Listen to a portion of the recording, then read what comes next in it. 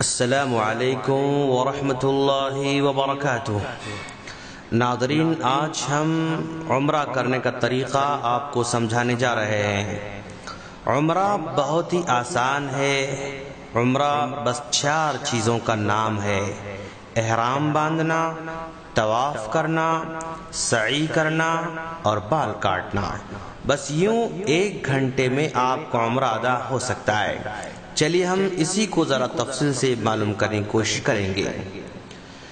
احرام باندھنے سے پہلے اگر ضرورت ہو تو بال وغیرہ کاٹ لیں اور غسل کریں اور خوشبو لگائیں، پھر احرام باندھیں۔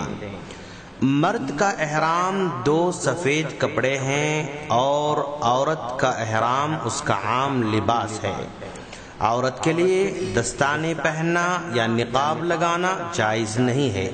اللہ کے رسول صلی اللہ علیہ وسلم کا فرمان ہے، احرام والی عورت نہ نقاب لگائے نہ دستانے پہنے۔ یہ بخاری کی روایت ہے۔ لیکن وہ اجنبی مردوں سے اپنا چہرہ اور دونوں ہاتھ دستانے اور نقاب کے علاوہ دوسرے کپڑے سے چھپائے رکھ سکتی ہے۔ احرام کے لیے کوئی خاص نماز نہیں ہے۔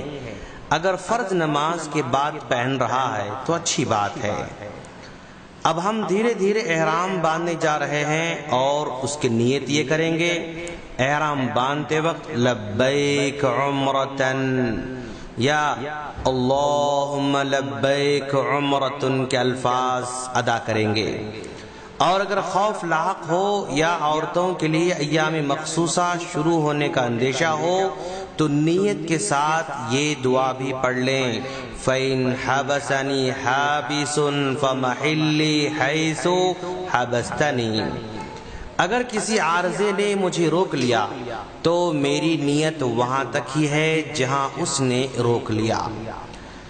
احرام باندھنے کے بعد تلبیہ پکارنا یعنی لبیک اللہم لبیک لا شریک لک لبیک ان الحمد والنعمت لک والملک لا شریک لک، جس کے معنی آتے ہیں: میں حاضر ہوں اے اللہ، میں حاضر ہوں، میں حاضر ہوں، تیرا کوئی شریک نہیں ہے، یقیناً سب تعریف تیرے ہی لیے ہے، ساری نعمتیں تیری ہی ہیں اور ساری بادشاہت بھی تیری ہی ہے، تیرا کوئی شریک نہیں۔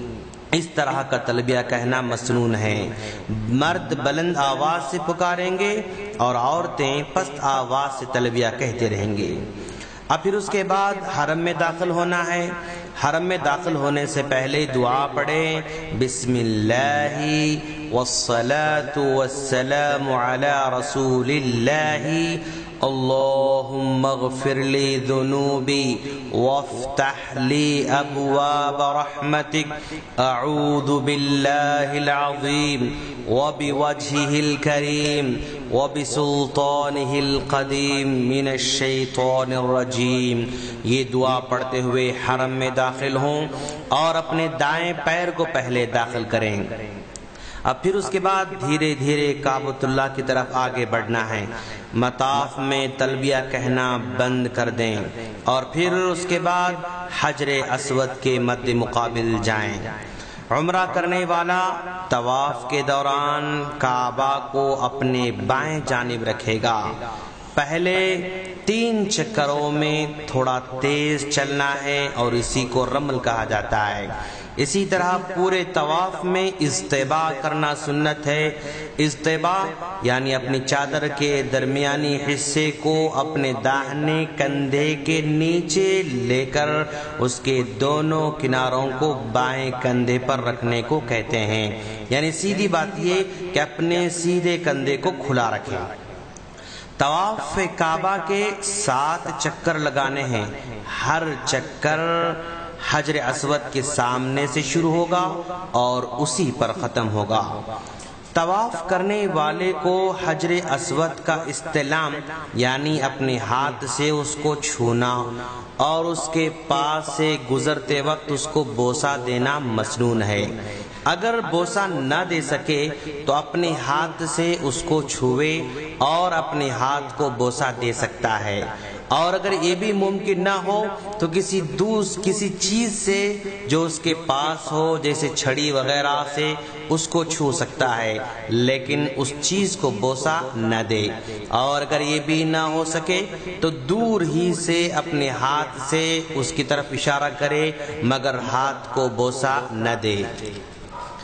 طواف میں حجر اسود کو چھوتے وقت یا اس کی طرف اشارہ کرتے وقت اللہ اکبر کہنا مسنون ہے۔ طواف کرنے والے کے لیے رکن یمانی کو اپنے ہاتھ سے چھونا مسنون ہے، نہ کہ بوسہ دینا۔ اگر بھیڑ کی وجہ سے اس کو چھو نہ سکے تو اشارہ نہیں کرے گا۔ حجر اسود اور رکن یمانی کے درمیان ربنا آتنا فی الدنیا حسنۃ وفی الآخرۃ حسنۃ وقنا عذاب النار، یہ پڑھنا مستحب ہے۔ طواف کے ہر چکر کے لیے کوئی خاص ذکر یا دعا ثابت نہیں ہے، بلکہ دوران طواف قرآن پڑھنا یا اللہ کے نبی سے وارد شدہ دعاؤں میں سے کوئی دعا کرنا جائز ہے۔ اور اگر حالت طواف میں فرض نماز کھڑی ہو جائے تو وہ نمازیوں کے ساتھ نماز پڑھے گا، پھر اپنا بقیہ طواف پورا کرے گا۔ عمرہ کرنے والا جب طواف سے فارغ ہو جائے تو اجتباء ختم کر دے گا، یعنی جو کندھا کھلا تھا اس کندھے پر بھی احرام اوڑھ لے گا۔ اب طواف سے فارغ ہونے کے بعد مقام ابراہیم کے پاس جانا ہے۔ طواف کے بعد مقام ابراہیم کے پیچھے 2 رکعت نماز پڑھنا مستحب ہے۔ پہلی رکعت میں سورۃ الفاتحہ کے بعد سورہ کافرون اور دوسری رکعت میں سورہ اخلاص پڑھے گا۔ مقام ابراہیم کے پاس نماز کے لیے جاتے ہوئے اللہ کا فرمان واتخذوا من مقام ابراہیم مصلی، یہ پڑھنا مسنون ہے۔ اگر بھیڑ کی وجہ سے مقام ابراہیم کے پیچھے 2 رکعت پڑھنا ممکن نہ ہو تو مسجد کے کسی بھی دوسرے حصے میں پڑھ لے سکتا ہے۔ 2 رکعت نماز سے فراغت کے بعد آب زمزم پینا مستحب ہے۔ اب پھر اس کے بعد سعی کا مرحلہ شروع ہونے جا رہا ہے۔ سعی صفا اور مروہ کے درمیان 7 چکر لگانے کا نام ہے۔ صفا سے شروع کرے گا اور مروہ پر ختم کرے گا۔ پہلے چکر میں صفا کے قریب ہوتے وقت اللہ کا یہ فرمان ان الصفا والمروة من شعائر الله فمن حج البيت او اعتمر فلا جناح عليه ان يطوف بهما ومن تطوع خيرا فإن الله شاكر عليم، یہ آیت پڑھے۔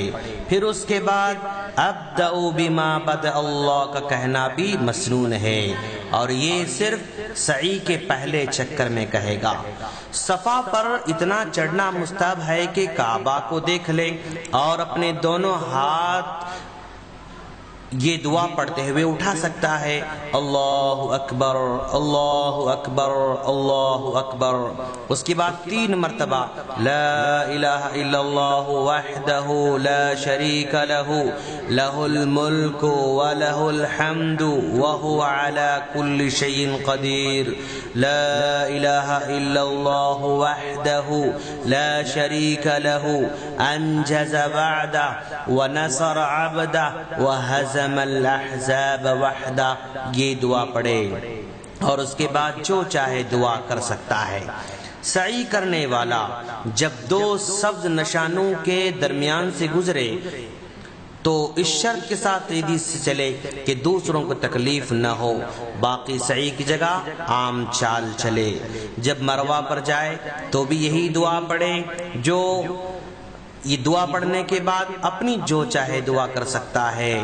سعی کے دوران اس کا احرام اس کے دونوں کندھوں پر ہی رہے گا۔ اگر دوران سعی نماز کھڑی ہو جائے تو پہلے نماز پڑھ لے، پھر اپنی بقیہ سعی مکمل کر لے۔ سعی میں کوئی خاص دعا یا ذکر نہیں ہے، بلکہ جو چاہے دعا کر سکتا ہے۔ سعی کے لیے اگرچہ وضو شرط نہیں ہے، لیکن باوضو ہونا افضل ہے۔ اب اس کے بعد بال کاٹنے کا مرحلہ آنے جا رہا ہے۔ مرد کے بال منڈوانا یا چھوٹے کروانا عمرہ کی واجبات میں سے ہے۔ بالوں کو کاٹنا ان کو چھوٹا کروانے سے افضل ہے۔ نبی کریم صلی اللہ علیہ وسلم نے بال منڈوانے والوں کے لیے 3 بار دعا فرمائی ہے اور چھوٹا کروانے والوں کے لیے 1 بار دعا کی ہے۔